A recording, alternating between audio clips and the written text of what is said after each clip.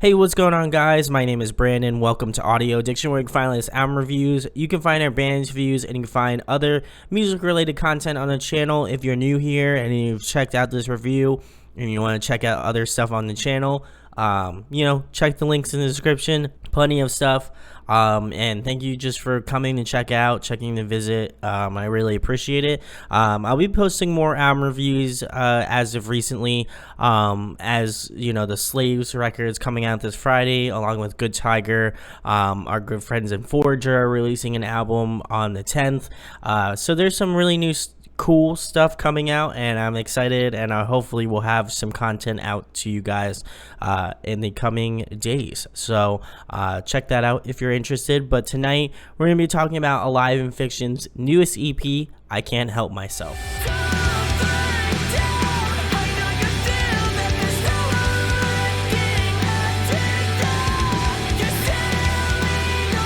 So for those of you who aren't familiar with this band, they're a band from New Jersey that kind of blends post-hardcore and metalcore together. I've known these guys for a super long time. They were like one of the earlier bands that I had on in my career, and I love all of them to death. They're all very wonderful people, and Jed more specifically has become kind of like a brother to me, especially like a younger brother. And I only hope for the best for not only this band but for all of them in the band as well. They like I said, they're just wonderful people, and they deserve all of your support. So please go check the links in the description to find out about them. But Jed had approached me about doing a review of this, and I just felt I needed to. Like, this is, again, these guys are like family to me, so I felt like no matter what is going on in my life, I have to do a review of this. So thank you to Alive in Fiction for sending this over early. But I'm going to go through each track, give you my thoughts and opinions on it, go through some pros and cons, and then finish it out with an overall rating. So the first track is called Anchors. I really enjoyed this track a lot. I remember hearing it pretty early on, and to hear it now is really, very cool. And to see the music video a little early, give me that little sneak peek.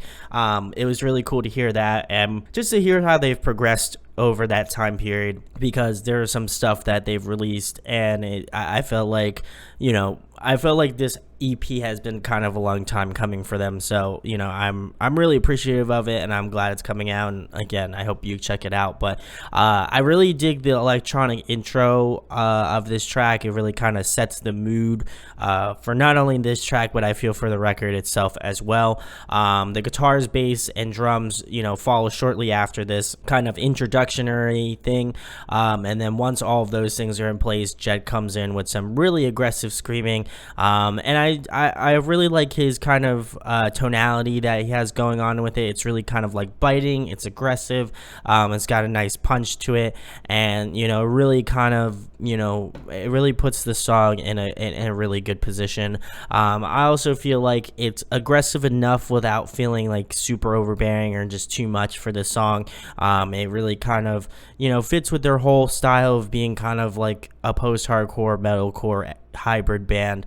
They really do a good job of kind of finding that feeling and really hitting it home. As well as some of the other stuff that I enjoy on this song is the kind of call and response that Jed does in terms of his vocals. He does both the cleans and the screams on this record, and it's cool to hear him do that, especially more so in the first verse, and I think he also does it in the second verse as well of the song. But just the way he kind of transitions from kind of a mostly screaming thing in the first verse to a really strong and powerful chorus, I think is very tight. I also really enjoy Corbo's lead guitar work on this song. In general, it adds a real etherealness to it, as well as just adding like kind of an extra layer, another dimension to the track that would make it more interesting and more appealing to people. It has that right moment of just being like really heavy, really aggressive, and you can hear that more so in the second verse. There's a little bit of a breakdown-ish part, and just the way that they kind of structured it out, it doesn't feel like it's like super over complicated, but it also just has a real like melodic quality to it that I really enjoy, and I think they just hit pretty well. So definitely enjoyed Anchors a lot. If you haven't checked out the music video for it, I will leave a link in the description where you can go check that out. They released it a couple days ago, so go give it a watch and a listen. So we're gonna move it into track number 2, which is Closer. This is another single I believe that they released. I know that they released, I am going to guess the first 3 tracks. I didn't take a look like I should have, but I'm almost positive it's the first 3 of this EP. But this song kind of reminds me of like if Holding Absence and like Thousand Below had a kid, and then this would be the band. It really has kind of a softer touch in the intro of the song, and it really plays off more of Jed's kind of lower register, which is really nice because I think he's got a really strong range. You know, he has those really high vocals that remind me a lot of like Kyle from Picturesque, but he also has a really great like lower register that reminds me a lot of like the vocalist from Holding Absence, which I'm totally blanking on right now. I think it's Lucas, I'm pretty sure, and he does a great job of kind of, you know, not obviously being exactly the same, but mimicking it, and, you know, obviously pulling influence from that, and it just sounds really tight.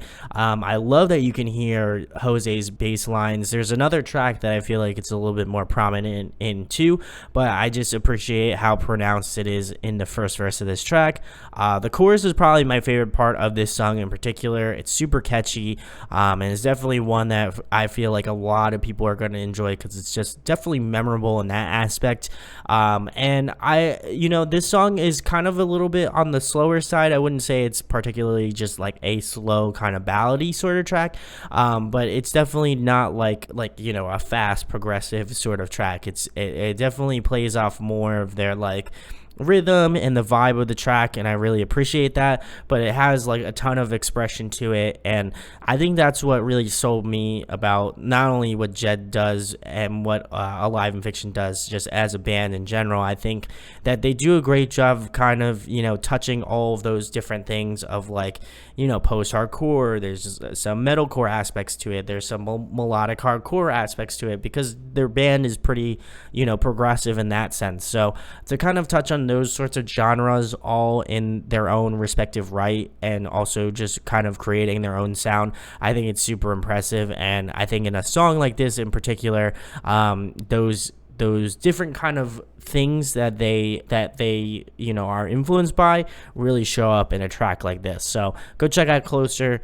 Very good. I think they released a music video for this one as well, if I'm not mistaken. So we're going to move into track number 3, which is Last Love.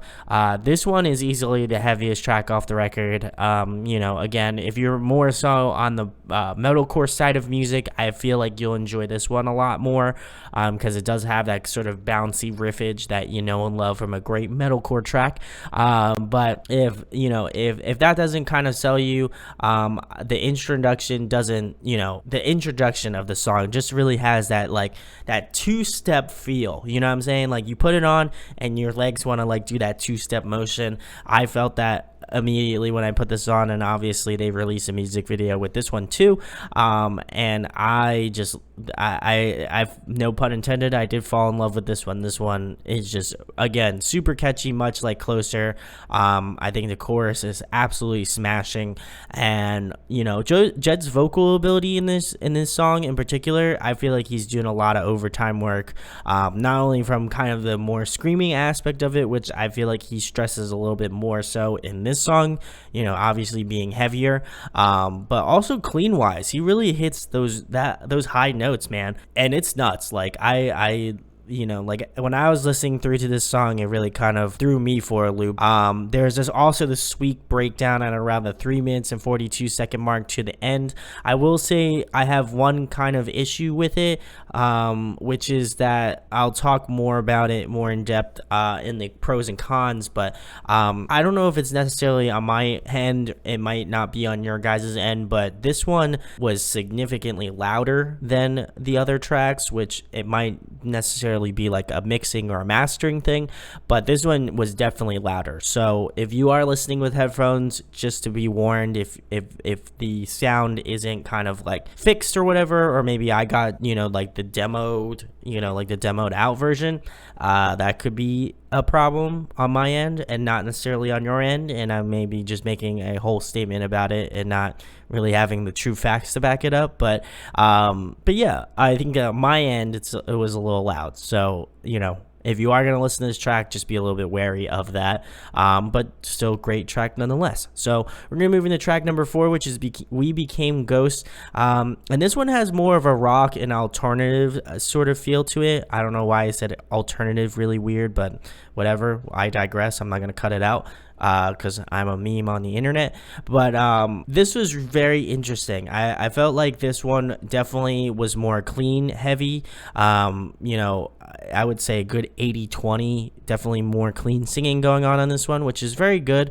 I like Jed's vocals on the clean aspect, and I think it allows them to touch more on the like melodic aspects of their band. It almost felt like a little bit of like a Secrets kind of song, which I know Richard, great vocalist too. It definitely reminded me of that sort of stuff, like maybe off of like their self-titled, like that sort of stuff, which is really great. I think that when they're able to write stuff that's a little bit more in that post-hardcore vein is always really good. But I would say there's nothing too crazy going on. I think it's solid instrumentally. I like the last chorus of the song because I really feel like Jed pushes himself vocally. But there wasn't really anything to me particularly that stuck out as much. I'd probably say this one's definitely my least favorite of off the record. But I think lyrically it's really good too. So I don't want to kind of like knock it down too much. But I would say instrumentally it's a little bit lacking in my opinion. So we're gonna move into track number 5, which is The Ocean.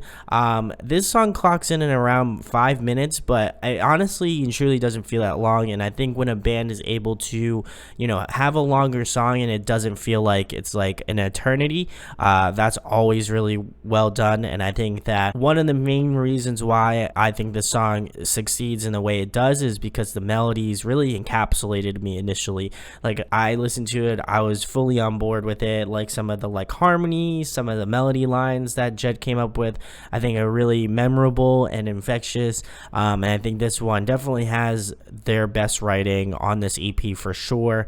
It's probably my favorite track off the record. And when I think of an Alive in Fiction type of song, this is the type of song that I know they're capable of writing. Obviously they wrote it, but I always knew that this was a song that would really be in their wheelhouse, no matter it be Corbo or Jose on the bass, or Jed singing or screaming.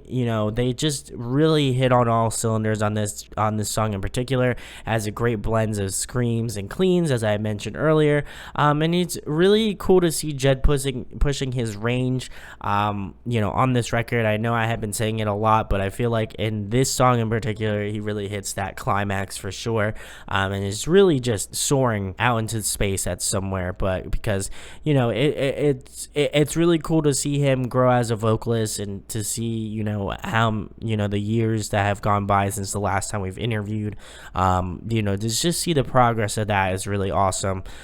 There's this really cool breakdown around the 2 minutes and 56 second mark to around the 3 minutes and 15 second mark, and I would say that this one has a great blend of like heavy and melody. If I couldn't recommend any other song other than this one, I'd probably say Last Love. Considering that one's one that's out now, I would recommend that. But once this EP drops, I would definitely say The Ocean is my top rated one. And I just love how kind of emotional it gets towards the end. Everything kind of cuts back. You just have the real ethereal guitars and just Jed's vocals, and I think it really kind of lends itself to the next track, which we'll be talking about in a second. The way that it kind of leads into that is really tight. So we're gonna move into track number 6, which is Bed Frames, and I love this track. I initially didn't really enjoy it as much as I thought I was, but every time I listen to it, I think it just really hits home with me.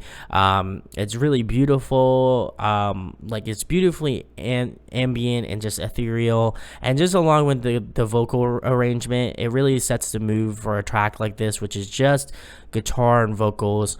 There's not a lot going on, which is really great because you can focus on the lyricism, you can focus on the vocals, and you can really hear the kind of like emotional rawness that you would hear in a track like this. Really pulling from like, the melodic hardcore aspect of music. I feel like they definitely have songs that are a little bit more like that. Band that comes to mind, and I know it's one of their influences, is Counterparts. Nothing Left to Love. I feel like that's kind of in that same sort of vein, and I know that they were kind of trying to do something similar to that, and I think they did a great job of kind of emulating that in a really nice way, and it doesn't feel like it's cheesy. It really works, and definitely one of my favorites off the record. So some pros and cons that I have about I Can't Help Myself. I would say some pros that I have: some really strong lyricism. I usually don't focus too much on it, but I think the way that some of these songs have been written lyrically are really tight. Instrumentally, it's pretty solid as well. There are some tracks that I feel a little bit nuanced with.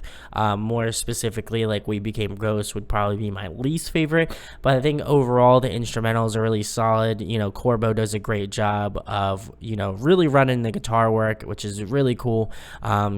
He always makes it really interesting, and every time that I listen to this EP, I find little nuggets, little cool shit going on in it, and it really works. Like in Last Love, just like kind of some of the guitar parts he's got going on that are a little bit more like muted and stuff, I think are really well executed. I think Jose does a really great job on the bass. There's definitely songs that have more of that feel to it. I'd say probably Oceans has a pretty good strong bass feel to it, and I'd also probably say like all of them really do, but there's definitely some songs that have hit a little bit more. I'd say Last Love's another really big one. But yeah, really well done. And I think vocally, I was just really floored by how well Jed has become just a phenomenal vocalist. Not only on the aspect of like the screaming side of things, but also like clean vocals. He does a great job. Obviously, it's not perfect, but I think that's what kind of adds to the sort of rawness and realness of this EP. So really enjoyed that. Some cons that I have, I would say, I would say it kind of gets a little wishy-washy sometimes. I'd say, you give it some listens, it does a great job, but sometimes, I felt like sometimes when I was listening to EP, it just felt a little bit like off, and then there were some times where I felt it was good. Maybe it might just be a personal preference, but some of the songs, after you listen to it a bunch of times, they start to kind of blend together. So which kind of leads into my next point, which is a little bit more experimentation. I think if they're able to do stuff that's like Bed Frames or like The Ocean, where it's a little bit more expansive, they have a little bit more to draw from. I feel like if they trailed off into that sort of path, I would be totally down for it. And I hope that they kind of further explore their sounds and kind of their influences. As I mentioned earlier, I feel like Last Love mix wise, it might just be my fault, but it kind of it's definitely louder for sure than a lot of the other songs.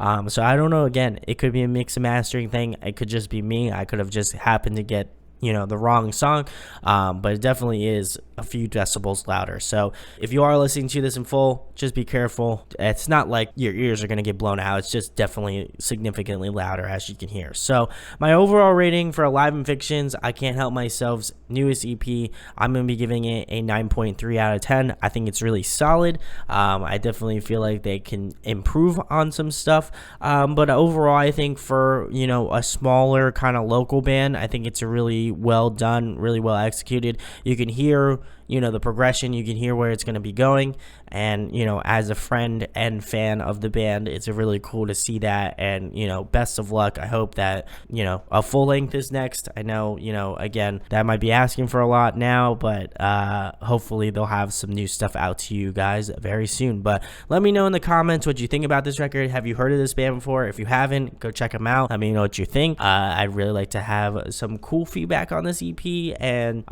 if you enjoyed it, make sure to share it, like it, subscribe. It goes a long way. Again, plenty of new content coming to Audio Addiction, so if you are unfamiliar and this is the first time you've checked this out, I kind of do a lot of stuff like this. So thank you for watching, thank you for checking it out. My name is Brandon. We hope you got your fix, and we'll be talking with you soon. Peace.